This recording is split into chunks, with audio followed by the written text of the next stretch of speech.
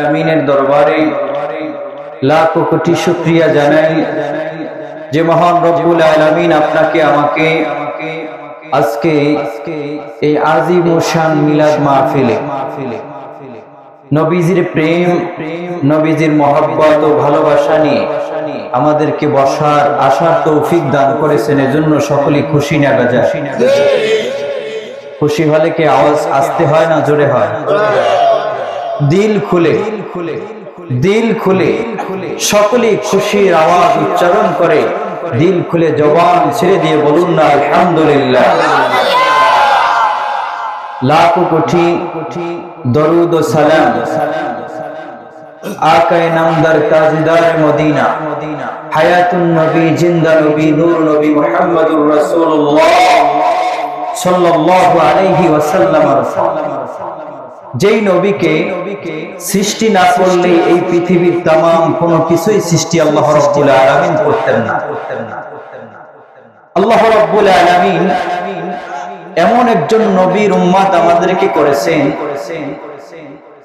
যেই নবীর উম্মতের আগে পৃথিবীতে যত নবী আসছেন তাদের উম্মত বলেন, অনুসারী বলেন, কেউ আগে জান্নাতে যাইতে পারবেন না। বলেন না সুবহানাল্লাহ।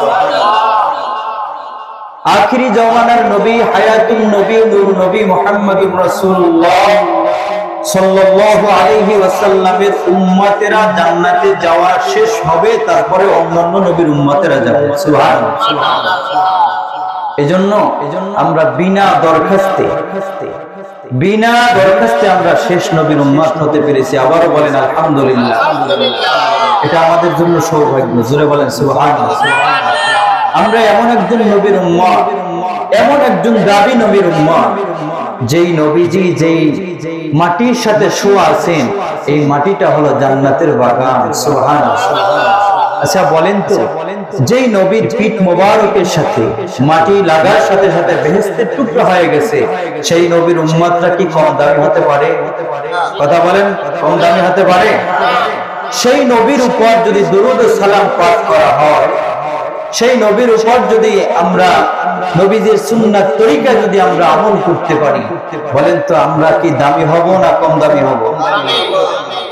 অনেক দামি হব, শুধু দামি না, অনেক দামি। আল্লাহ রাব্বুল আলামিন পৃথিবীতে এমন একটি নিদর্শন, এমন একটি নিয়ামত আমাদেরকে দান করেছেন। আল্লাহ রাব্বুল আলামিন বলেছেন, পৃথিবীর যত মানুষ আছে সকল মানুষ যখন নামাজে দাঁড়িয়ে যায়, কোথায় নামাজে দাঁড়িয়ে যায়, সমস্ত মানুষগুলি আল্লাহ রাব্বুল আলামিনের সাথে ডাইরেক্ট নেটওয়ার্কের কানেকশনের সাথে আল্লাহ তাআলার সাথে কথা বলে। সুবহানাল্লাহ। আমরা আল্লাহ রাব্বুল আলামিনের সাথে দৈনিক 32 বার ফরজ নামাজে মহান রব্বুল আলামিনের সাথে কথা বলি। সুবহানাল্লাহ। শুধু ফরজ নামাজে, নফল নামাজ তো আছে, ফরজ নামাজে আল্লাহ রাব্বুল আলামিনের সাথে দৈনিক আমরা 32 বার, কতবার? 32 বার কথা বলি। সুবহানাল্লাহ।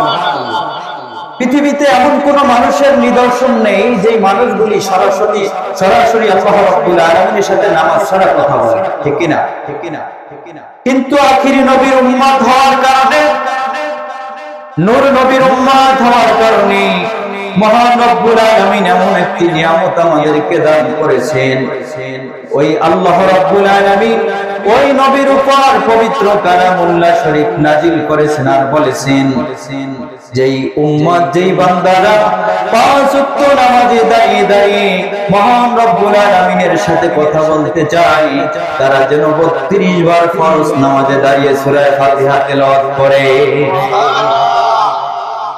এরপরে মহান রব্বুল আলামিন পৃথিবীর ভিতরে সমস্ত মানুষদেরকে আল্লাহ রাব্বুল আলামিন বলেছেন, হে দুনিয়ার মানুষেরা শোনো, তোমরা যদি আল্লাহ তাআলার প্রিয় হতে চাও, কার প্রিয়?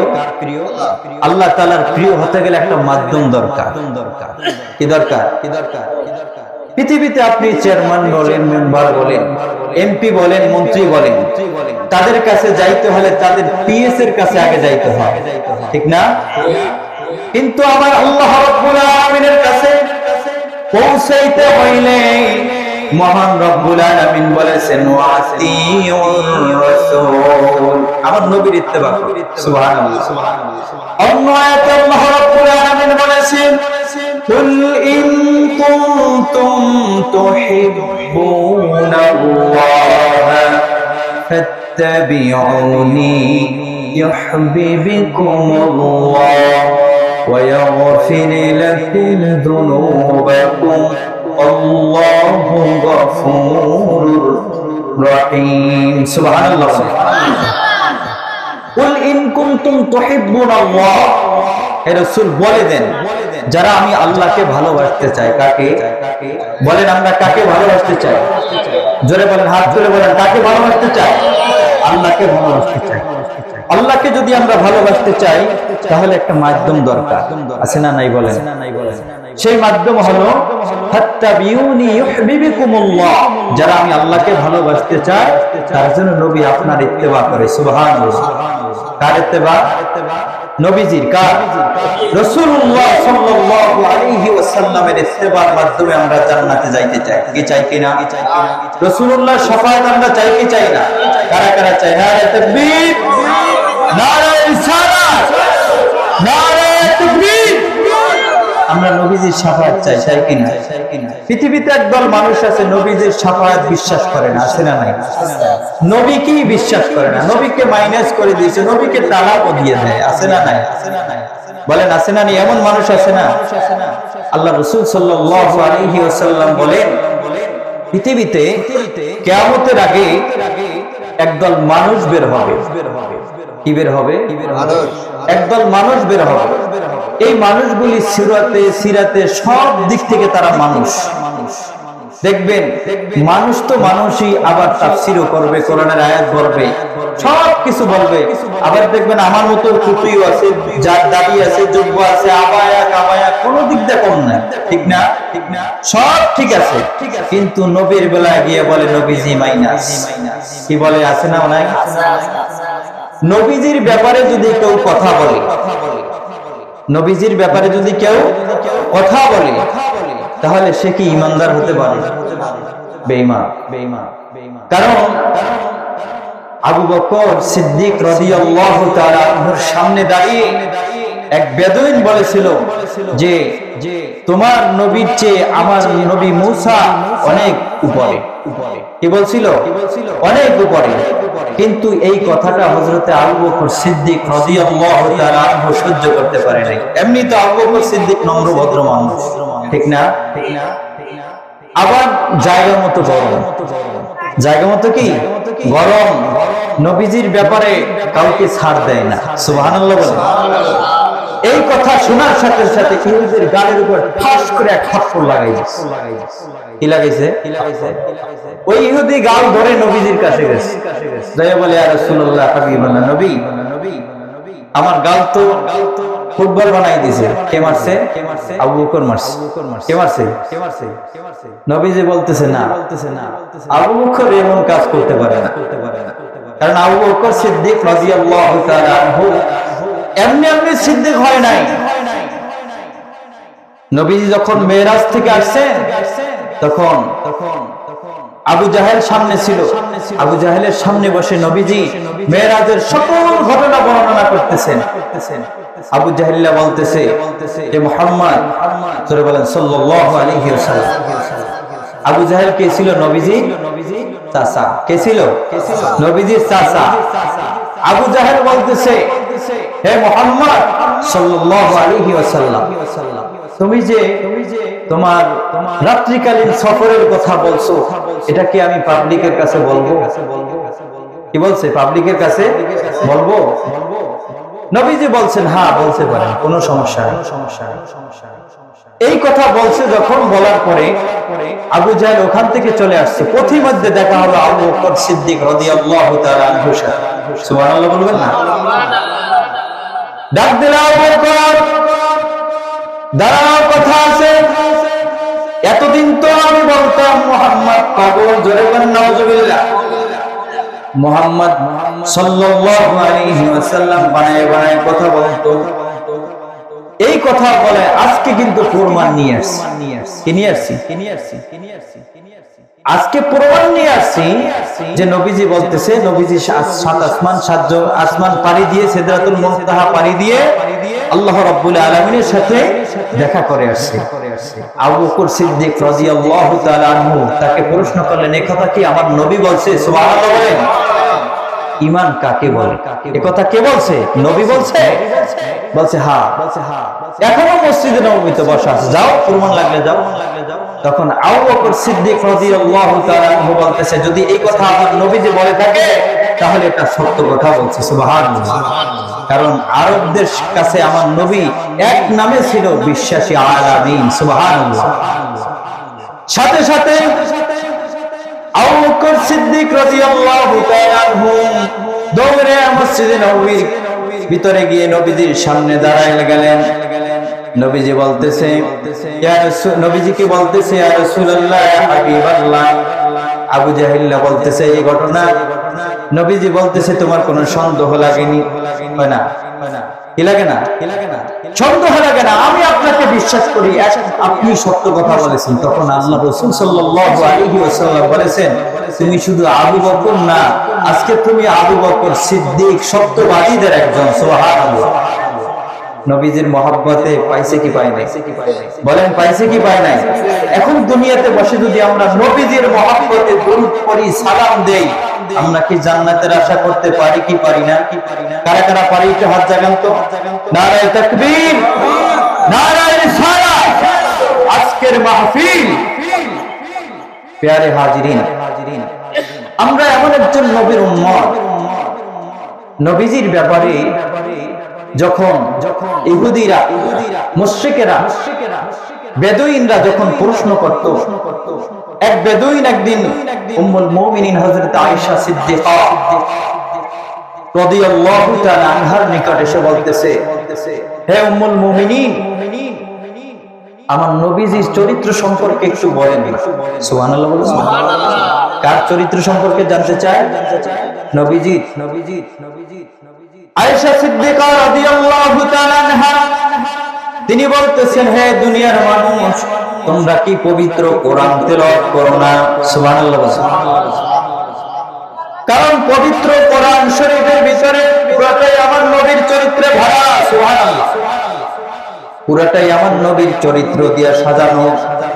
আল্লাহ রাব্বুল আলামিন পবিত্র কোরআনুল কারীমে সূরা কলামের ভিতরে বলেছেন, ওয়া ইন্নাকা লাআলা খুলুকিন আযীম। পৃথিবীর ভিতরে এমন একজন মানুষ আমি পাঠিয়েছি, তিনি হলেন উত্তম চরিত্রের অধিকারী। সুবহানাল্লাহ। খুলুকিন আযীম, উত্তম চরিত্রের অধিকারী, উত্তম আদর্শবান নবীর উম্মত আমরা। সুবহানাল্লাহ বলেন। আর আমার নবীজি ছিলেন আদব ওয়ালা। কি ওয়ালা? আমরা আদব ওয়ালা নবীর আদব ওয়ালা উম্মত। ঠিক না বে ঠিক? আমাদের আদব আছে না নাই? আল্লাহ রাব্বুল আলামিন তার প্রিয় হাবিবকে উত্তম আদব শিক্ষা দিয়েছেন। আল্লামানি রাব্বি ফাহসানা তা'দীবি, আদাবানি রাব্বি ফাহসানা তা'যীমি। সবচেয়ে উত্তম আদব, উত্তম ইলম আল্লাহ রাব্বুল আলামিন আমি নবীজিকে শিক্ষা দিয়েছেন। সুবহানাল্লাহ। নবীজিকে শিক্ষা দিয়েছেন কে? আল্লাহ। কে বলেন? আল্লাহ। তাহলে সেই আদব ওয়ালা নবীর উম্মত হলাম আমরা। যেই নবীর উম্মত সব নবীর উম্মতের আগে বেহেশতে যাবে, আর এই নবীর উম্মতেরা যদি আমল করে, আল্লাহ রাব্বুল আলামিন বলেন এই আমলগুলি নবীজি সাল্লাল্লাহু আলাইহি ওয়াসাল্লামের দরবারে পৌঁছায়া দেওয়া হয়। আপনি আমি যে আমল করি, এই আমলগুলি আমার নবীজি দেখেন। সুবহানাল্লাহ। এই যে আমরা দুরূদ সালাম পাঠ করলাম, দুরূদ শরীফ পড়লাম, এই দুরূদ আমার নবীজি সাল্লাল্লাহু আলাইহি ওয়াসাল্লাম রওজা শরীফ থেকে শুনতেছেন। সুবহানাল্লাহ। কেন শুনতেছেন? আমার নবী তো জিন্দা নবী। আমার নবী কি নবী? বলেন সবাই। একদল আলেম আছে, তারা বলে আমার নবীজি মুর্দা। নাউজুবিল্লাহ বলবেন না? ওরা বলে নবীজি মরে গলে পচে একেবারে শেষ হয়ে গেছে। নাউজুবিল্লাহ বলে। আচ্ছা বলেন তো, এই কথা বললে কি তার ঈমান থাকবে? থাকবে? থাকবে না। নবীজিকে যারা মুর্দা বলে ওরা বেঈমান। ওরা কি? ওরা বেঈমান। কারণ আমার নবীজি হলেন জিন্দা নবী, হায়াতুন নবী। সুবহানাল্লাহ। হায়াতুন নবী উম্মত যারা নবীজির উপর দুরূদ ও সালাম পাঠ করে, আমি বলছিলাম পৃথিবীতে একদল ফেরেশতা আছে, তাদের হাতে থাকে রূপার কাগজ, স্বর্ণের কলম। এই নামগুলি লিপিবদ্ধ করে কারা কারা দুরূদ সালাম পাঠ করেছে, সুবহানাল্লাহ। ওই কাগজটা নিয়ে নবীজির দরবারে পৌঁছে দেওয়া হয়।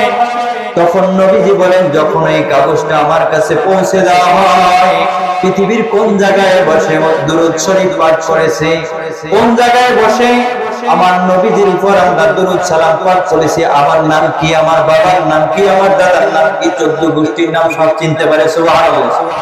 নবীজি বলেন, এই কাগজের টুকরাটা আমি আমার কাছে রেখে দেই, কারণ কিয়ামতের ময়দানে কঠিন মুসিবতের সময় আমি আমার এই উম্মত গুলিকে দেখে দেখে হাউজে কাউসারের পানি পান করাবো।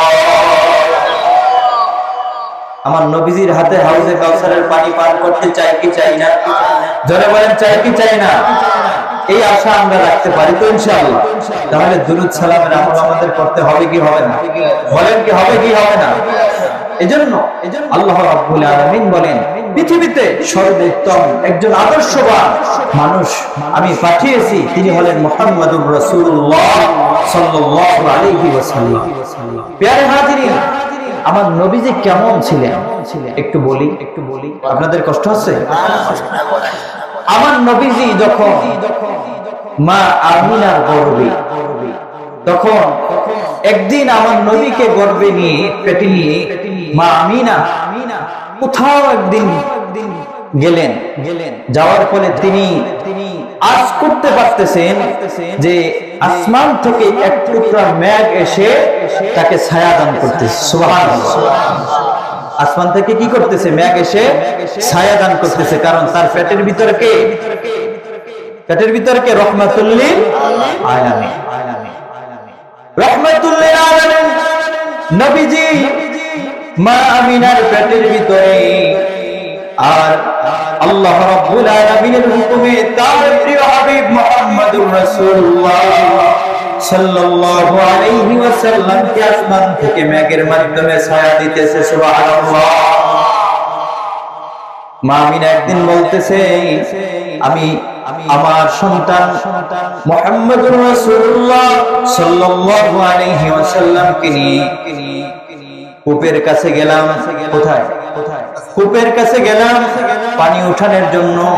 আমি যখন বালতি রেডি করতেছি, রশি রেডি করতেছি, তখন ওই কূপ থেকে এমনি একটি গায়েবী আওয়াজ এসে বলতেছে, হে রহমাতুল লিল আলামিনের মাতা আমিনা, তোমাকে কষ্ট করে বালতিতে করে পানি তুলতে হবে না, আমরা এমন ভাবে উঠলে উঠবো তোমাকে পানি নেওয়ার জন্য সহজ করে দেব, সুবহানাল্লাহ।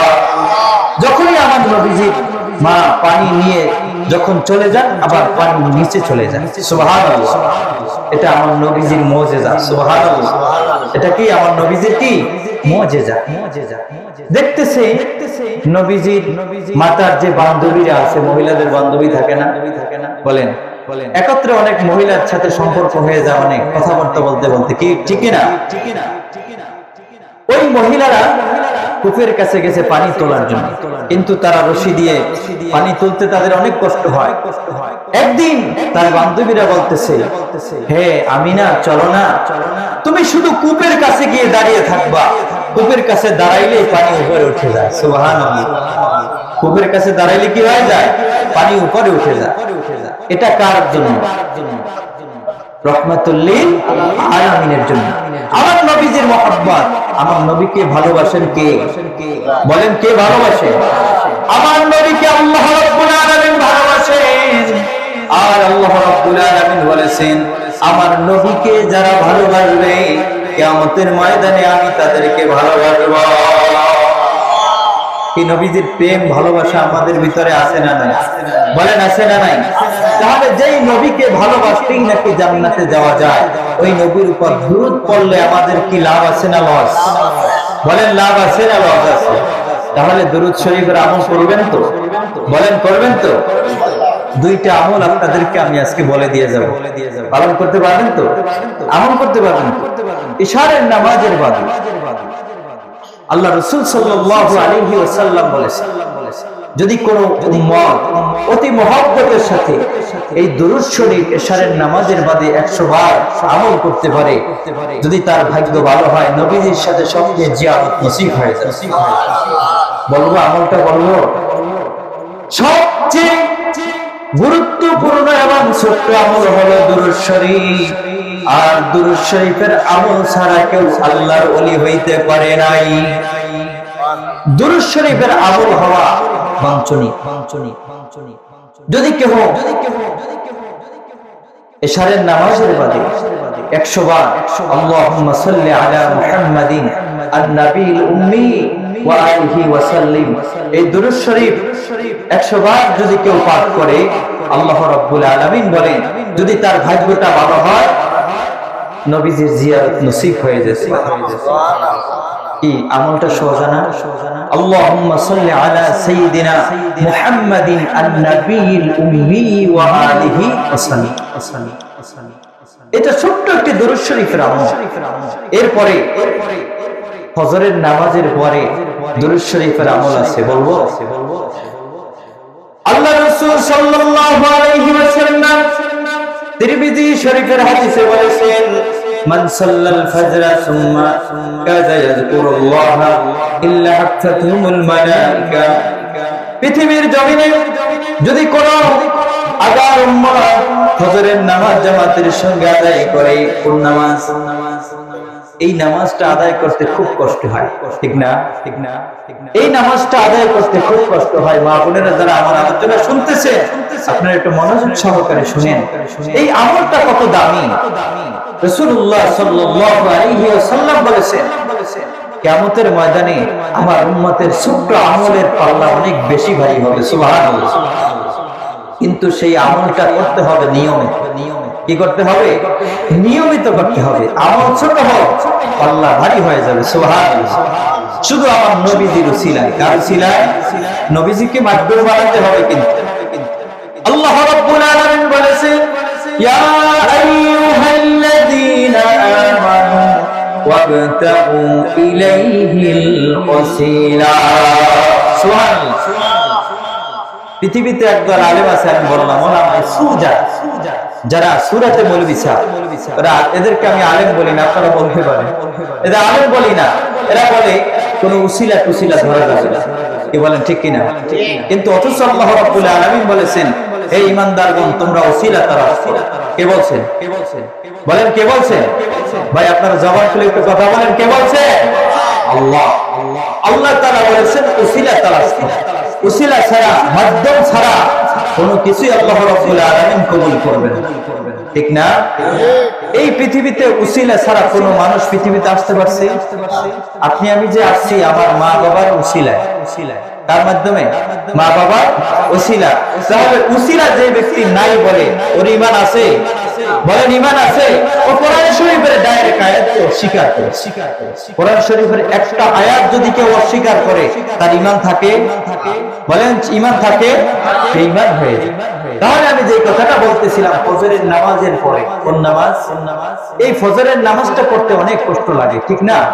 এই ফজরের নামাজের বাদে যদি কেউ এই ছোট্ট আমল গ্রহণ করে, ফজরের নামাজ যেই মুসল্লায় পড়বে, এই মুসল্লায় বসে বসে সূর্য ওঠার আগ পর্যন্ত, কি ওঠা? সূর্য ওঠার আগ পর্যন্ত বসে বসে জিকির করবে, দুরূদ শরীফ পড়বে। দুরূদ শরীফ পড়ে আল্লাহুম্মা সাল্লি আলা সাইয়্যিদিনা মুহাম্মাদিন সাইয়্যিদুল মুরসালিন আশ-শাইখ আল-খাজাতুল মাইনুদ্দিন চিশতি ইমামুত তরিকাতে আল-আউলিয়া আল-কামিলিন রাদিয়াল্লাহু তাআলা আনহু। এই দুরূদ শরীফ যদি কেউ 100 বার পাঠ করে, আল্লাহ রাসূল বলেন স্বপ্নে নবীজির জিয়ারত নসিব হয়ে যাবে। শুধু তাই নয়, যদি ফজরের নামাজের পর থেকে শুরু থেকে সূর্য ওঠার পর্যন্ত জিকিরের ওজিফা আদায় করে, দুরূদ শরীফের ওজিফা পালন করে, কোরআন তেলাওয়াত করতে থাকে, সূর্য ওঠার 23 মিনিট পরে যদি কেউ 2 রাকাত ইশরাকের নফল নামাজ আদায় করে, আল্লাহ রাব্বুল আলামিন বলেন, নবীজি বলতেছেন তার আমলনামায় একটি কবুল ওমরা হজের সওয়াব লিখে দেওয়া হবে। একটা কবুল হজের সওয়াব পাওয়া যাবে। আচ্ছা বলেন তো, পৃথিবী থেকে, এই বাংলাদেশ থেকে আমরা হজ করতে যাই সুদূর মক্কাতুল মুকাররমা মদিনাতুল মুনাওয়ারা, আমার নবীজির রওজার পাশে আমরা যাই কি যাই না? কিন্তু আমার নবীজির রওজার পাশে না গিয়ে, মক্কা শরীফ না গিয়ে, আমরা বাংলাদেশে বসে ফজরের নামাজের পরে আমল টুকুন করার কারণে এই একটা কবুল হজের সওয়াব আমরা পেয়ে যাই। বলেন সুবহানাল্লাহ। 8 লাখ 5 লাখ টাকা ছাড়াই ফজরের নামাজের পরে সূর্য ওঠার আগ পর্যন্ত আমল করলে, 2 রাকাত নফল নামাজ পড়লে একটা কবুল হজের সওয়াব আমরা অটোমেটিকলি পেয়ে গেলাম। সুবহানাল্লাহ। এই আমলটা কি কঠিন না সহজ? আমরা তো সালাম। এখন একটা পরিস্থিতি কি জানেন, ওই আমাদের দেশে পার্শ্বিকী মৌলবীরা ফতোয়া দিছে না যে নামাজের পরে সম্মিলিত মুনাজাত বিদআত, কি ফতোয়া দিছে না? কি বলেন দিছে না? আপনাদের অত্র এলাকায় এরকম মৌলবী সাহেব আছে? থাকলে এদেরকে ধরবেন, ধরে বাঁধতে লাগে আমাদেরকে ফোন দিবেন। হাত তুলেন, ফরজ নামাজের পরে হাত তুলে, এটা সুন্নাহ। মুনাজাত করা কি সুন্নাহ। আল্লাহ রাব্বুল আলামিন পবিত্র কোরআনুল কারীমে বলেছেন, যে ব্যক্তি আল্লাহ রাব্বুল আলামিনের কাছে প্রিয় হতে চায়, আল্লাহ রাব্বুল আলামিনের কাছে কিছু চায়, সে যেন হাত তুলে আল্লাহ রাব্বুল আলামিনের কাছে চায়। কোরআন শরীফের ভিতরে বলেছে, فَإِذَا فَرَغْتَ فَانصَبْ وَإِلَى رَبِّكَ فَارْغَب। যখন পৃথিবীর সমস্ত কাজ থেকে, নামাজ থেকে, দুরূদ থেকে, যে কাজ থেকে তোমরা ফারেগ হও না কেন, এরপরে আল্লাহ রাব্বুল আলামিনের কাছে হাত তোলো। কার দিকে হাত তুলবেন? আল্লাহর দিকে হাত তুলে যাবেন, আল্লাহ আমি এই সমস্যা আছি, আমি ওই সমস্যা আছি, বিপদে আছি, মুসিবতে আছি, আল্লাহ তুমি আমাকে হেফাজত করো, উদ্ধার করো। কি আল্লাহ করবে কি করবে না? আল্লাহ তাআলা বলছে, যে ব্যক্তি আমার কাছে চায় আমি আরো খুশি হই। সুবহানাল্লাহ। আর যে আল্লাহর কাছে চায় না, আল্লাহ তাআলা বলেন আমি তার উপর রাগান্বিত হই। বলেন তো খুশি করবেন কাকে? জোরে জোরে বলেন, কাকে খুশি করবেন? আল্লাহকে খুশি করতে কে কে রাজি আছি? নারায়ে তাকবীর, নারায়ে তাকবীর, নারায়ে রিসালাত। হাত নামা। আমরা আল্লাহকে রাজি খুশি করতে রাজি আছি কিনা? নামাজের মাধ্যমে, আল্লাহ তাআলার কাছে দোয়ার মাধ্যমে, আল্লাহ তাআলা যেভাবে আমাদেরকে চাইতে বলেছেন আমরা যেন সেইভাবে চাইতে পারি। কি রাজি আছেন না? এরপরে 2 রাকাত নামাজ পড়লেন, আরো যদি 2 রাকাত নামাজ পড়েন, টোটাল কয় রাকাত হলো? কত? 4 রাকাত নামাজ হলো। এই 4 রাকাত নামাজ পড়ার কারণে, 2 রাকাত নামাজের কারণে একটি কবুল হজের সওয়াব পেয়ে গেলেন। দ্বিতীয় রাকাত নামাজ পড়ার কারণে সারা দিনের জিম্মাদারি আল্লাহর কাছে দিয়ে দিলেন। আমলটা কি কঠিন না সহজ? ওই যেই কথা বলতেছিলাম, আমরা এখন তো মুনাজাত করি না, ইমাম সাহেব শুধু সালাম ফিরানের বার, পিছনে ফিরে দেখে মুসল্লি নাই, চলে গেছে। যদি বলে আপনার কোথায় যান, চকো কাজ আছে, কাজ আছে। অথচ আল্লাহ রাব্বুল আলামিন বলেছেন, ফাইজা ফারাগতা ফানসাব ওয়া ইলা রাব্বিকা ফারগাব। যখন কাজ থেকে, নামাজ থেকে ফারেগ হও, আল্লাহ তাআলার কাছে চাও, আল্লাহ তাআলা বরকত দিবেন। বরকত দেওয়ার মালিক কে? বলেন, বরকত দেওয়ার মালিক কে? আল্লাহ। আল্লাহকে যদি, নবীকে যদি মাধ্যম বানিয়ে আল্লাহ তাআলার কাছে চাইতে পারেন, এই চাওয়াটার ভিতরে অনেক বরকত নিহিত আছে। সুবহানাল্লাহ। এবার বলেন তো, বুঝে থাকলে বলুন, নবীকে মাধ্যম বানানোর দরকার আছে না নাই? বলেন আছে না নাই? নবীকে মাইনাস করে কোন আমলই আল্লাহ তাআলার কাছে যাবে না। আমাদের দেশে অনেক বক্তারা, অনেক আলোচক যারা আছে, স্টেজে উঠে নবীজির উপর দুরূদ তো পড়েই না, ঠিক কিনা? দুরূদ ইব্রাহিম পড়ে, ঠিক না? দুরূদ কি পড়ে? দুরূদ ইব্রাহিম পড়ে। দুরূদ ইব্রাহিম নাকি শ্রেষ্ঠ দুরূদ। নাউযুবিল্লাহ। নবীজি এই দুরূদ ইব্রাহিম শুধু নামাজের জন্য খাস। দুরূদ ইব্রাহিম কিসের জন্য? নামাজের জন্য খাস। নামাজের বাইরে দুরূদ ইব্রাহিম পড়া মাত্র। নামাজের বাইরে দুরূদ ইব্রাহিম পড়া কি পড়তে পারে, কিন্তু দুরূদ ইব্রাহিম, আচ্ছা বলেন তো, দুরূদ ইব্রাহিম নামটা কেন আসলো? যুক্তিতে আসে, কারণ দুরূদ ইব্রাহিমের ভিতরে আমার নবীজির নাম আছে না, তাহলে দুরূদ মুহাম্মদ তো হইতে পারে। ঠিক না? দুরুদে মুহাম্মদুর রাসূলুল্লাহ সাল্লাল্লাহু আলাইহি ওয়াসাল্লামের নাম থাকার পরেও যারা দুরুদে ইব্রাহিম শ্রেষ্ঠ দুরুদ বলে চালিয়ে যায়, হাদিসের নামে জালিয়াতি করে, বলেন তো আমরা এটা মানতে পারি? আমার নবীজিকে বাদ দিয়ে আর এক নবীকে আমরা শ্রেষ্ঠ নবী হিসাবে আমরা তাকে মানি, কিন্তু আমার নবীজির উপরে শ্রেষ্ঠত্ব কোন নবীকে আল্লাহ রাব্বুল আলামিন দেন নাই। কারণ যদি দিতেন তাহলে আল্লাহ রাব্বুল আলামিন মুসা আলাইহিস সালাতু ওয়াস সালাম যখন বলতেছে রব্বে কারীম আমি তোমার সাথে কথা বলবো, দেখা করব, আল্লাহ রাব্বুল আলামিন বলেন চলো তুর পাহাড়ে যাও। আল্লাহ রাব্বুল আলামিনের কাছে যখন গেলে তখন মুসা আলাইহিস সালাতু ওয়াস সালামের পায়ে ছিল জুতা। কি ছিল? জুতা ছিল। নবীজি মুসা আলাইহিস সালাতু ওয়াস সালামকে আল্লাহ রাব্বুল আলামিন বললেন, হে মুসা পায়ের জুতা খুলে আসো। সুবহানাল্লাহ বলবেন? পায়ের জুতা খুলে আসো, কারণ তোমার এই পায়ের জুতার চেয়ে আমার যে নূরের তাজাল্লি পাওয়া অনেক বেশি। সুবহানাল্লাহ। আর আমার নবীজি যখন মেরাজে গেলেন, তখন নবীজি যখন আল্লাহ রাব্বুল আলামিনের কাছাকাছি পৌঁছে গেলেন, তখন নবীজি আস্তে আস্তে করে পা থেকে জুতা মোবারক করতেছেন। সুবহানাল্লাহ। আল্লাহ রাব্বুল আলামিন ডাক দিলেন,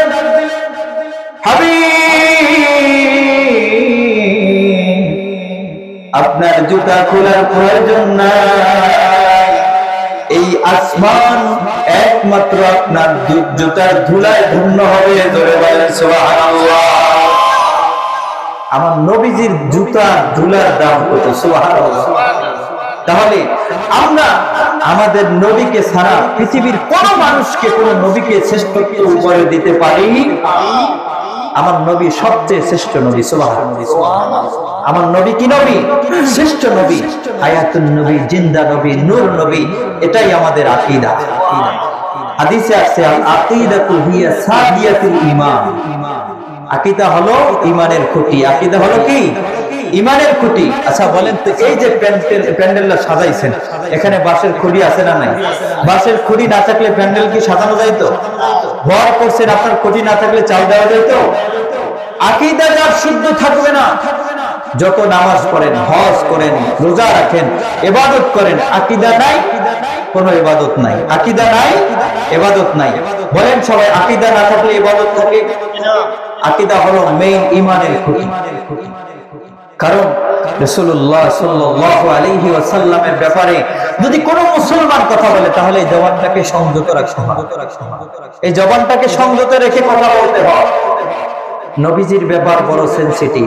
পৃথিবীর সমস্ত মানুষের ব্যাপার আলাদা। আমার নবীকে যখন কথা বলবো নবীজির ব্যাপারে, আমাকে নবীজির ব্যাপারে কঠোর হতে হবে, ঠিক না? আল্লাহ রাব্বুল আলামিন বলতেছেন, পৃথিবীর ভিতরে কোন উম্মত, কোন বান্দা যদি আমার নবীজিকে মহব্বত করে, তাহলে আমিও ওই বান্দাকে, ওই নবীর উম্মতকে মহব্বত করব। সুবহানাল্লাহ। আচ্ছা বলেন তো, আল্লাহ তাআলা যদি মহব্বত করেন, তাহলে আমাদের কোনো টেনশন আছে? বিনা টেনশনে, বিনা হিসাবে আমরা জান্নাতে যাইতে চাই, চাই কিনা? আচ্ছা, আমরা যে দুনিয়া চলাফেরা করি, নামাজ পড়ি, রোজা রাখি, হজ করি, যাকাত দেই, নবীজির উপর দুরূদের আমল করি, সব আমল মিলিয়ে বলেন তো, আল্লাহ তাআলা যদি কিয়ামতের ময়দানে একটু বলে, বান্দা দুনিয়াতে তুমি তো 70 বছর, 60 বছর, 100 বছর, 90 বছর, এই মানুষ বাঁচে কিনা? বলেন বাঁচে কিনা? এই 60 বছর, 70 বছর জিন্দেগির একটা সেকেন্ডের একটু হিসাব দাও তো। কত সেকেন্ড? আপনারা কথা বুঝতেছেন?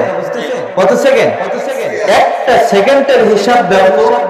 বলেন তো, এখানে আমি বক্তা সহ আপনারা শ্রোতা যারা আছেন, আল্লাহ তাআলা যদি এই কথা বলে, কোনো উপায় থাকবে? একটা সেকেন্ডের হিসাব দিতে পারবো?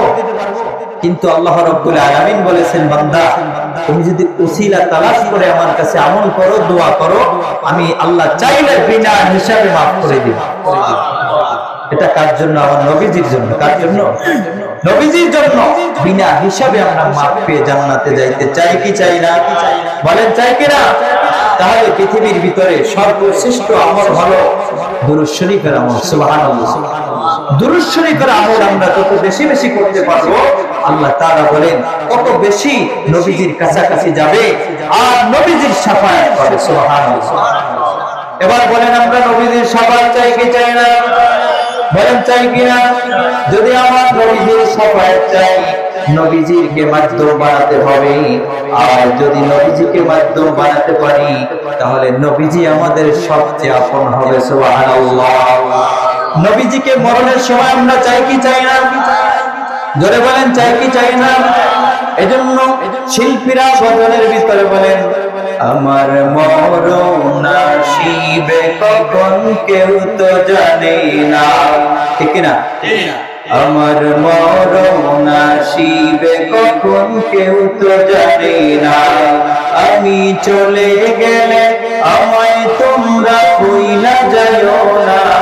আমি চলে গেলে আমায় তোমরা ভুইলা যাইও না। আমার মরণ আসিবে কখন কেউ তো জানে না। এই দুনিয়া চিরজীবন থাকার জায়গা না, অন্ধকার কবর যে আমার আসল ঠিকানা। ঠিক না?